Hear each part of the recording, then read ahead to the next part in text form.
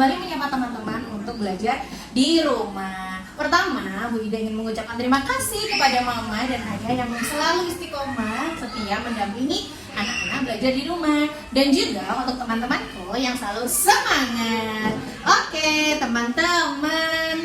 Good morning everybody, how are you? Just fine. Good morning everybody, how are you? Just fine. Good morning everybody, and how are you today? Good morning everybody, how are you? Dan sebelum memulai kegiatan kita hari ini, baiknya kita berdoa terlebih dahulu teman-teman. Tata tertib berdoa, tangan diangkat, kepala ditundukkan dan mata dipejamkan. Membaca doa sebelum belajar. Bismillahirrahmanirrahim. Raditu billahi rabba wa bil islami dina wa bi Muhammadin nabiyya wa rasula. Rabbi zidni ilma warzuqni fahma. Amin ya rabbal alamin. Oke teman-teman, hari ini Bu Ida akan menyampaikan kepada teman-teman sebuah sirah atau kisah mengenai orang-orang yang bersikap sabar. Nah, Bu Ida sudah menyiapkan satu buah ensiklopedi mengenai pengetahuan dan juga yang akan bisa mengantarkan teman-teman lebih memahami sirah pada hari ini. Kita buka bersama yuk teman-teman. Oke, 1, 2, 3, open please. Tada! Nah, ada gambar apa ya ini di sini? Ada gambar sebuah tim basket atau tim olahraga. Biasanya tim basket ini memiliki beberapa peralatan teman-teman. Salah satunya adalah sepatu. Nah, tokoh yang akan Bu Ida informasikan berkaitan dengan sepatu ini loh teman-teman. Namanya Mbah Sarno. Mbah Sarno ini merupakan seorang kakek yang tinggal di daerah Condong Catur, Yogyakarta. Beliau berprofesi sebagai tukang sol sepatu atau orang yang biasanya memperbaiki sepatu yang rusak dengan cara dijahit atau dilem teman-teman. Nah, biasanya Mbah Sarno ini akan menjajakan atau mencari pelanggan dengan cara berkeliling dari satu kampung ke kampung yang lain. Nah, tapi teman-teman, saat ini ternyata pelanggan Mbah Sarno itu sudah tidak banyak teman-teman. Jadi sudah sedikit sekali orang yang menggunakan jasa sol sepatu. Sehingga sangat susah untuk Mbah Sarno mencari penghasilan atau mencari uang. Nah, pada suatu hari Mbah Sarno berangkat dari rumahnya di Condong Catur menuju ke daerah Malioboro atau daerah tempat wisata teman-teman. Nah, di perjalanan Mbah Sarno akhirnya mendapatkan satu orang pelanggan, yaitu seorang mahasiswa. Nah, ketika mahasiswa ini memakai jasa Mbah Sarno untuk menjahit sepatunya, biasanya hanya perlu membayar Rp5.000. Setelah dijahit sepatunya, mahasiswa ini memberikan uang pecahan 100.000 teman-teman. Nah, kebetulan Mbah Sarno belum mempunyai kembalian untuk mengembalikan sisa uang tadi, sehingga Mbah Sarno meminta mahasiswa itu untuk membawa atau membayar lain kali ketika sudah bertemu lagi. Jadi hari itu Mbah Sarno tidak memiliki penghasilan teman-teman, meskipun sudah pernah mendapat satu orang pelanggan. Nah, karena Mbah Sarno ini orang yang sabar, beliau tetap menerima bahwa mungkin hari itu rezekinya masih sebatas tadi teman-teman. Meskipun rezekinya belum diterima, tapi Mbah Sarno sudah berusaha dengan semaksimal mungkin. Nah, hingga suatu hari Mbah Sarno pulang dengan tangan kosong, tidak mendapatkan uang sepeser pun. Nah, namun ketika ingin tidur di malam hari, tiba-tiba Mbah Sarno rumahnya diketuk oleh seseorang. Nah, ketika dibuka, tok tok tok tok, assalamualaikum. Ternyata orang yang bertamu tadi adalah mahasiswa yang tadinya belum membayar jasa sol sepatunya. Tadi mahasiswa itu harus membayar berapa ya teman-teman? Rp5.000. Tapi ternyata mahasiswa itu tadi datang untuk memberikan uang pada Mbah Sarno sejumlah Rp500.000 teman-teman. Wah, jadi nominalnya jauh lebih banyak daripada yang diikhlaskan oleh Mbah Sarno. Mahasiswa tadi berkata bahwa ini adalah rezeki dari Allah karena Mbah Sarno selalu menerima dan bersabar atas segala ujian dan juga cobaan dari Allah Subhanahu wa Ta'ala. Itu tadi adalah kisah kesabaran dari Mbah Sarno, teman-teman. Nah, maka dari itu, orang yang sabar adalah orang yang selalu menerima dan juga dapat menjalani kehidupan sehari-hari dengan ikhlas. Pasti teman-teman juga bisa mencontoh sikap sabar dari Mbah Sarno. Itu tadi adalah kisah yang disampaikan Bu Ida hari ini. Kita tutup yuk, close please. Nah, setelah ini teman-teman akan diajak Bu Guru untuk bermain di sentra. Kegiatannya apa ya? Sudah siap? Let's go! Hai teman-teman, berjumpa lagi dengan Bu Indi. Terima kasih sudah mendengarkan Syirah dengan tenang. Oke, kali ini Bu Indi akan menginformasikan sesuatu loh. Tapi sebelumnya Bu Indi mau mengajak teman-teman untuk menyanyikan satu buah lagu. Temanya tentang anggota tubuh. Teman-teman boleh loh bernyanyi bersama Bu Indi. Kita nyanyikan bersama-sama yuk. 1, 2, 3. Dua mata saya, hidung saya satu.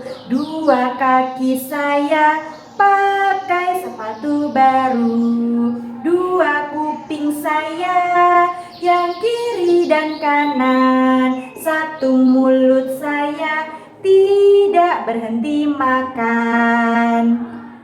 Bu Indi punya informasi. Kali ini Bu Indi akan menginformasikan tentang anggota tubuh teman-teman. Salah satunya adalah tentang tulang tengkorak. Wah, kita buka dulu yuk ensiklopedinya. 1, 2, 3. Open please. Nah, teman-teman bisa melihat gambar yang ada di sebelah sini, yaitu gambar tulang tengkorak. Nah, tulang tengkorak manusia ini adalah salah satu bagian tubuh kita, teman-teman. Fungsinya adalah untuk melindungi organ-organ yang ada di kepala kita. Salah satunya adalah otak. Nah, tulang tengkorak terdiri dari dua tulang penyusun, teman-teman. Yang pertama adalah tulang kepala dan yang kedua adalah tulang wajah. Karena fungsi dari tulang tengkorak ini salah satunya adalah juga untuk menyusun struktur kepala dan menyusun struktur wajah kita. Bu Indi akan membahas dulu ya untuk tulang kepalanya. Tulang kepala manusia terdiri dari yang pertama adalah tulang dahi. Nah, coba dipegang teman-teman tulang dahinya. Iya, tulang dahi berada di bagian depan kepala. Fungsinya untuk melindungi otak bagian depan. Kemudian yang kedua adalah tulang ubun-ubun, teman-teman. Kalau tulang ubun-ubun terletak di bagian belakang kepala kita. Nah, tulang ubun-ubun berfungsi juga untuk melindungi otak bagian belakang. Kemudian yang ketiga adalah tulang pelipis, teman-teman. Nah, tulang pelipis letaknya adalah tepat di bagian bawah dari setiap tulang ubun-ubun. Contohnya di sebelah sini ya, teman-teman. Nah, dan yang terakhir adalah tulang rahang. Tulang apa, teman-teman? Tulang rahang. Tulang rahang terdiri dari dua, yaitu tulang rahang atas dan tulang rahang bawah. Fungsi dari tulang rahang adalah untuk menggerakkan mulut kita supaya bisa terbuka dan tertutup. Coba dibuka dan ditutup mulutnya. Nah, seperti itu teman-teman. Juga memudahkan manusia untuk mengunyah dan menelan makanan. Nah, tulang tengkorak juga terdiri dari yang namanya tulang wajah, teman-teman. Tulang wajah terdiri dari beberapa tulang penyusun. Yang pertama, tulang pipi. Nah, coba dipegang tulang pipinya. Nah, terdapat bagian yang keras di area pipi, yaitu yang disebut dengan tulang pipi. Yang kedua adalah tulang lakrimal yang terletak di area rongga mata, teman-teman. Nah, dan yang ketiga adalah tulang hidung. Hidung manusia juga memiliki tulang, teman-teman, yang terletak agak ke atas dari hidung kita. Nah, tulang hidung ini berfungsi untuk membentuk hidung manusia. Maka dari itu, hidung manusia bentuknya berbeda-beda. Nah, itu tadi adalah tulang-tulang penyusun atau bagian-bagian tulang yang menyusun tulang tengkorak. Nah, oke, kita tutup dulu ensiklopedinya. 1, 2, 3. Close please. Setelah ini, Bu Indi akan menunjukkan beberapa gambar terkait dengan bangunan yang akan kita bangun di Sentra Balok. Sudah siap? Oke. Oke teman-teman, sebelum kita membangun, Bu Indi akan menunjukkan gambar bagian-bagian dari rumah sakit ortopedi. Bu Indi akan mengambil salah satu contoh rumah sakit yang ada di Kabupaten Jombang yang dulunya pernah menjadi rumah sakit ortopedi, yaitu Rumah Sakit Dr. Mujito. Kita lihat bersama-sama yuk bagian-bagiannya. Oke, yang pertama adalah bagian depan dari Rumah Sakit Dr. Mujito teman-teman, yaitu terdapat lahan parkir atau tempat parkir yang fungsinya untuk memarkirkan kendaraan pasien ataupun mobil ambulans rumah sakit. Gambar yang kedua adalah ruangan administrasi teman-teman. Di ruangan ini keluarga pasien akan menyelesaikan urusan administrasi yang bersangkutan, seperti membayar obat-obatan, membayar kamar inap rumah sakit, dan lain sebagainya. Setelah itu teman-teman akan menemui kamar pasien teman-teman. Nah, dilengkapi dengan berbagai macam barang-barang seperti tempat tidur pasien, ada lemari, ada laci, televisi, dan dilengkapi juga dengan kamar mandi. Kemudian ini adalah ruangan rehabilitasi teman-teman, di mana para pasien yang mengalami kerusakan tulang atau sakit tulang akan menjalani pemulihan sehingga otot-otot ataupun tulang-tulangnya, sendi-sendinya bisa kembali berfungsi dengan normal. Nah, kalau yang ini adalah ruangan laboratorium, di mana para ilmuwan akan meneliti dan menciptakan obat-obatan bagi pasien yang mengalami masalah pada tulang. Yang terakhir, di rumah sakit ini biasanya dilengkapi dengan apotek teman-teman. Nah, obat-obatannya bisa dibeli secara dekat di apotek rumah sakit. Oke teman-teman, itu tadi adalah beberapa gambar bagian-bagian dari rumah sakit ortopedi.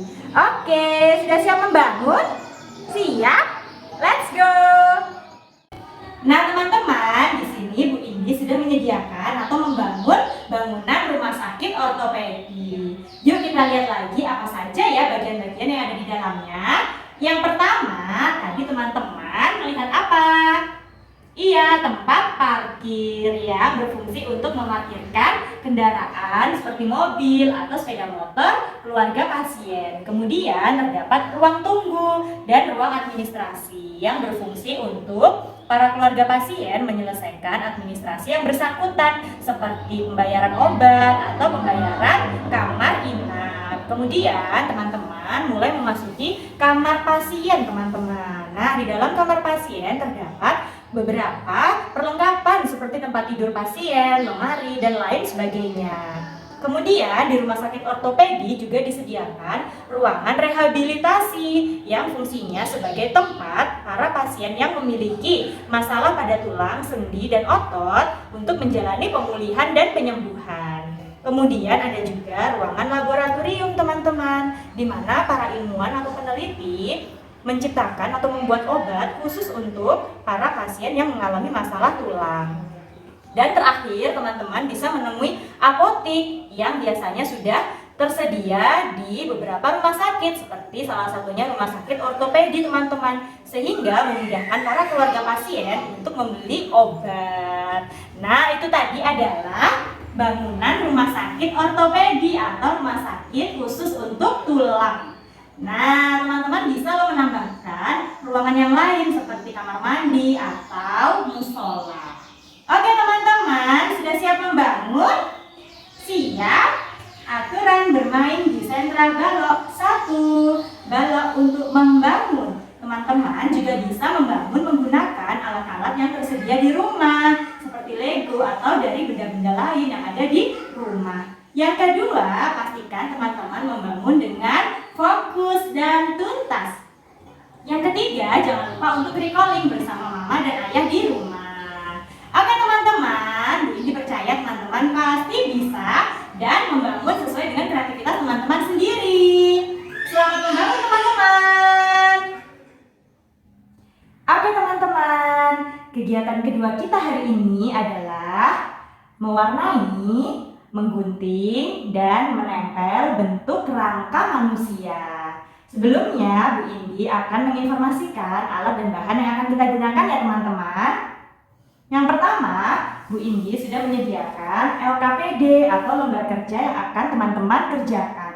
Nah, di sini sudah terdapat gambar rangka manusia atau bentuk rangka manusia. Nah, ini adalah lembar kerja untuk adik TKA dan ini adalah lembar kerja untuk kakak TKB. Kemudian, teman-teman juga akan menyiapkan kertas HVS berwarna putih, kemudian gunting, lem, dan jangan lupa siapkan spidol warna atau pensil warna. Caranya cukup sederhana loh teman-teman. Teman-teman bisa mewarnai setiap bagian dari rangka manusia atau setiap tulangnya dengan spidol warna. Teman-teman boleh mewarnai dengan warna yang berbeda-beda. Nah, di sini Bu Indi sudah menyediakan contohnya teman-teman. Tada! Nah, seperti ini teman-teman. Kemudian setelah diwarnai dengan warna yang berbeda-beda, teman-teman bisa langsung menggunting sesuai dengan garis tepi berwarna hitam yang sudah ada pada LKPD. Yuk kita gunting bersama-sama. Oke, kita gunting ya teman-teman. Pastikan teman-teman menggunting sesuai dengan polanya.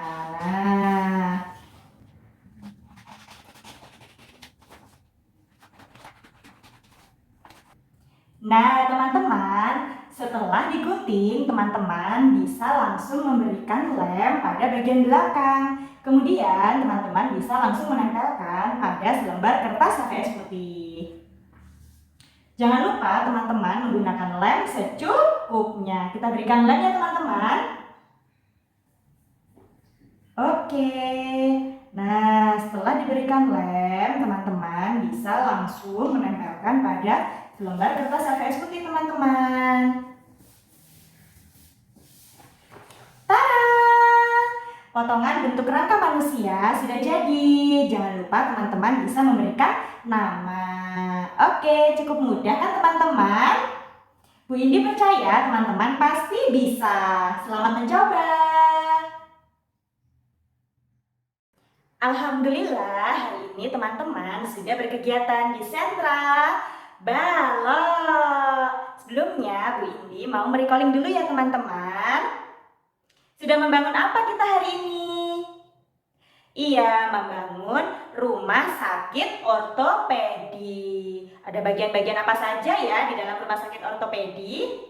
Yang pertama terdapat halaman depan atau tempat parkir dari rumah sakit. Kemudian yang kedua terdapat ruang administrasi dan ruang tunggu. Yang ketiga terdapat kamar pasien teman-teman. Lalu yang keempat apa ya? Iya, yang keempat terdapat pula ruang rehabilitasi bagi para pasien untuk melakukan atau menjalani pemulihan. Yang kelima dilengkapi juga dengan ruang laboratorium. Dan ada juga apotik yang menjual obat-obatan dan perlengkapan lain untuk pasien. Oke, sebelum kita mengakhiri kegiatan, kita lafazkan dulu yuk surat Al-Asr. Tata tertib berdoa, tangan diangkat, kepala ditundukkan, dan mata dipejamkan. Melafazkan surat Al-Asr. Bismillahirrahmanirrahim. Wal asr. Innal insana lafi khusr illal ladzina amanu wa amilus solihati wa tawasau bil haqqi wa tawasau bis sabr. Amin ya rabbal